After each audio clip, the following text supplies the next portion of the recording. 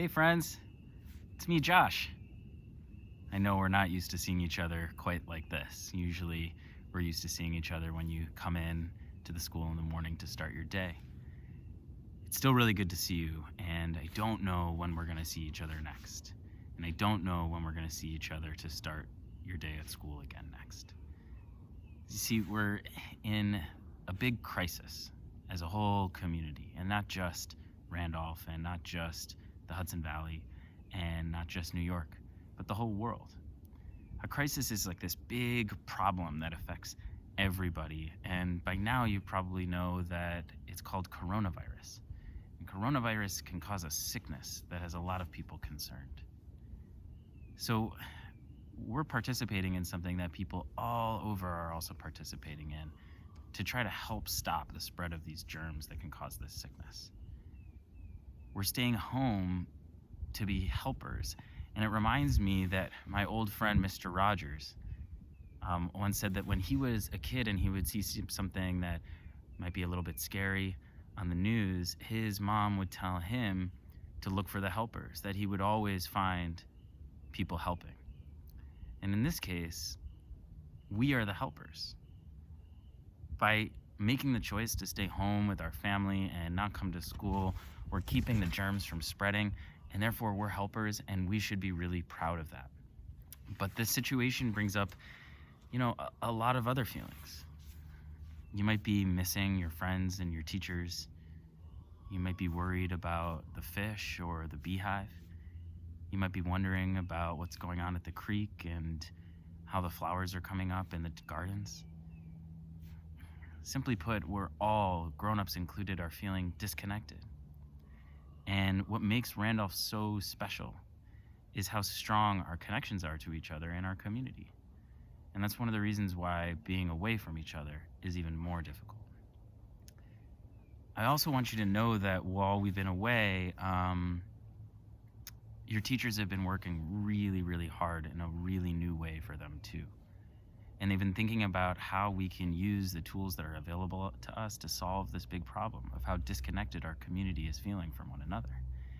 And starting next week, your teachers and your friends are going to be coming into your home through a screen, not really coming into your home, but through a screen.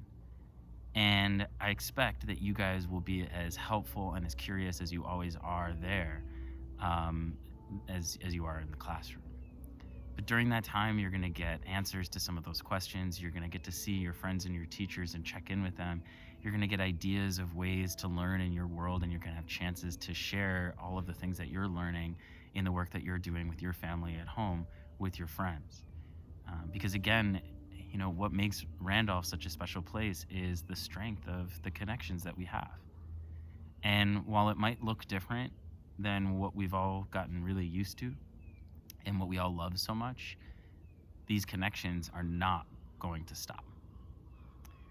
So in the meantime, we've been doing a lot of reading at home. I don't know about you and your family, but this book that we came across called The Invisible String made me think a lot about all of you.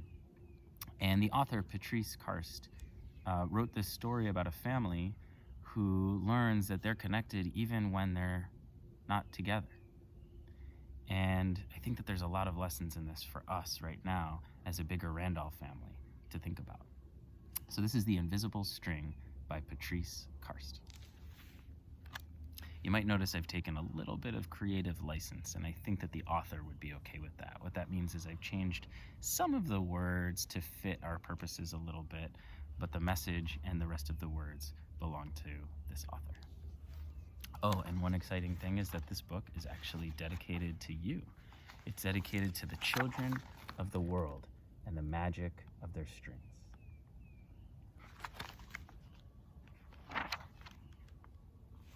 Liza and Jeremy, the twins, were asleep on a calm and quiet night.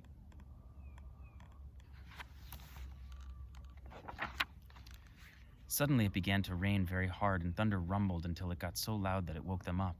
"Mommy, Mommy," they cried out as they ran over to her.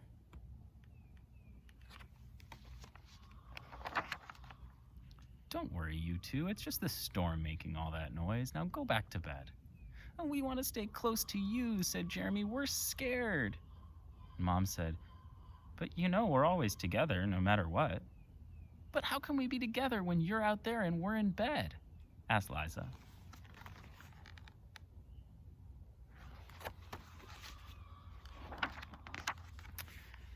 Mom held something right in front of them and said, "This is how."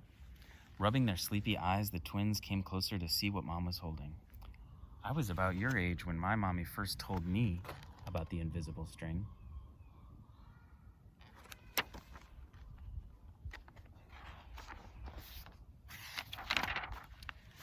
"I don't see a string," said Jeremy.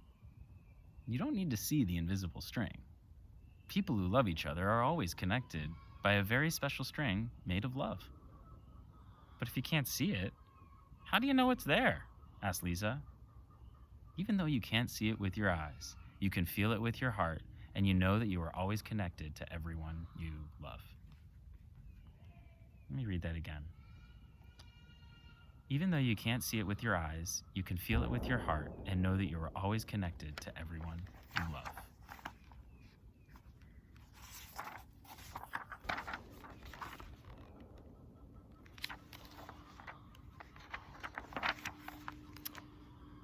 So when you're at school and you miss me, your love travels all the way along the string until I feel it tug on my heart.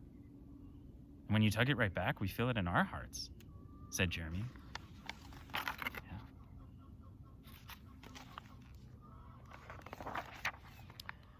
"Does Jasper the cat have an invisible string?" Liza asked. "She sure does," said Mom. "And best friends like me and Lucy?" asked Liza. "Best friends too." "How far can the string reach?" "Anywhere and everywhere," Mom said.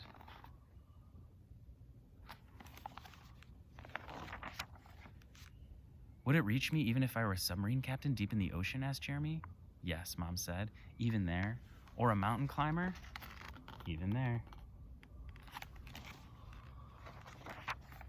"A ballerina in France?" "Even there." "A jungle explorer?" "Even there."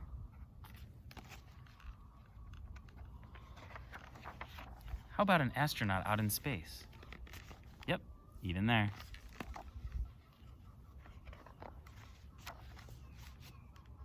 "Does the string go away when you're mad at us?" "Never," said Mom. "Love is stronger than anger, and as long as love is in your heart, the string's always going to be there."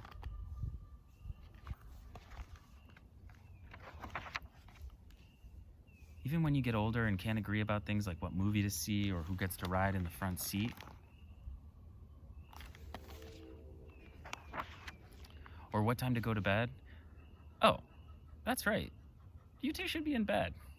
And with that, they all laughed as Mom chased the twins back to their beds.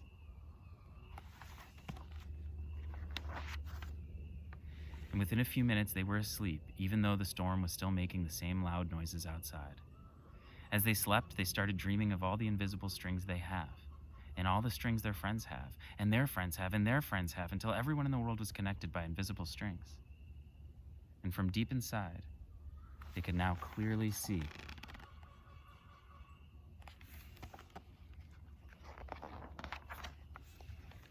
that no one is ever alone.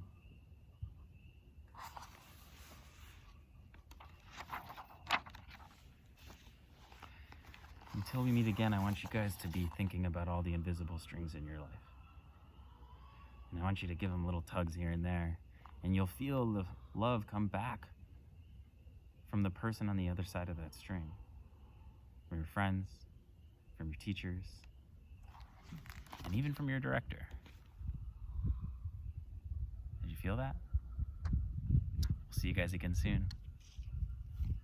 Love you all.